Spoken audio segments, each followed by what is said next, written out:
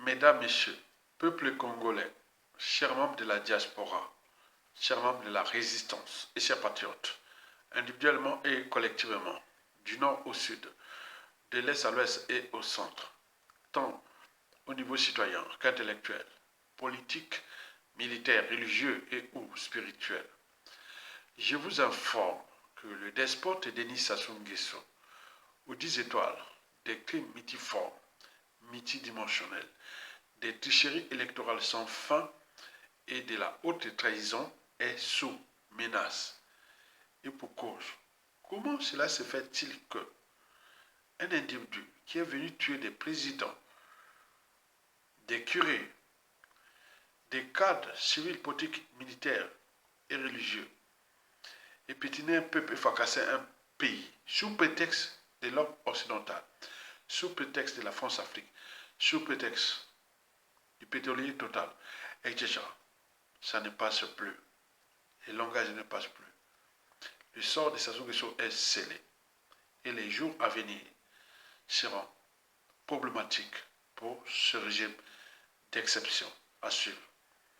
Par ailleurs, son bras droit, son sous-fifre, son porteur de fétiche, l'Himmler, M. Jean-Dominique Kemba, va devenir l'ombre de lui-même. Et le pire arrive pour lui. Et voici les 5 points pour lesquels vous devez retenir sur son sort à venir. Le premier point sur 5, c'est un conseil.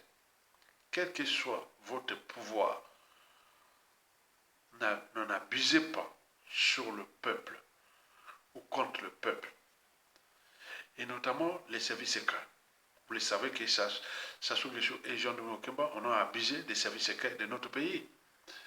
Et Jean-Dominique Kemba l'a dit d'ailleurs qu'on a tué dans le sud du pays, le ciel n'est jamais tombé. Imaginez-vous le patron de la CIA, de la DGSE, de MC britannique, Indiana Service, du Mossad et autres dit qu'on a massacré nos populations dans le sud de notre pays, le ciel n'est jamais tombé. Est-ce que ce patron des services secrets serait-il encore en fonction, en liberté ou en vie? Mais Jean-Dominique Kemba, il est encore là. Mais il sait bien que ne faites jamais à autrui ce que vous ne souhaitez pas qu'on le fasse sur vous-même, ce qu'on appelle la règle d'or. Ne n'abusez pas les moyens de l'État contre les autres, parce que son sort est scellé. Si ce n'est pas lui-même qui paye le prix, c'est sa descendance qui vont en payer le prix. Donc je vous avertis.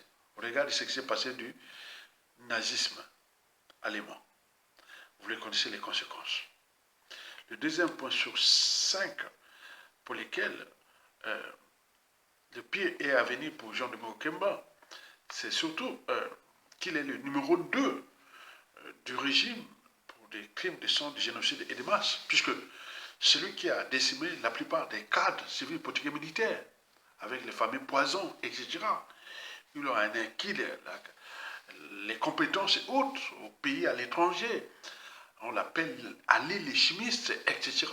Donc c'est un homme très dangereux qui sait qu'il a fabriqué beaucoup d'ennemis dans ce pays. Au moment où ils seront au pouvoir et répondre les moyens d'État, tout aura changé. Le troisième point sur 5 pour lesquels Jean-Dominique Kemba va devenir de plus en plus l'ombre de lui-même parce qu'il n'y sera jamais président du Congo. Il est d'abord un profil douteux, ce n'est pas son vrai nom, il vient d'ailleurs, il n'est pas congolais ni bantou.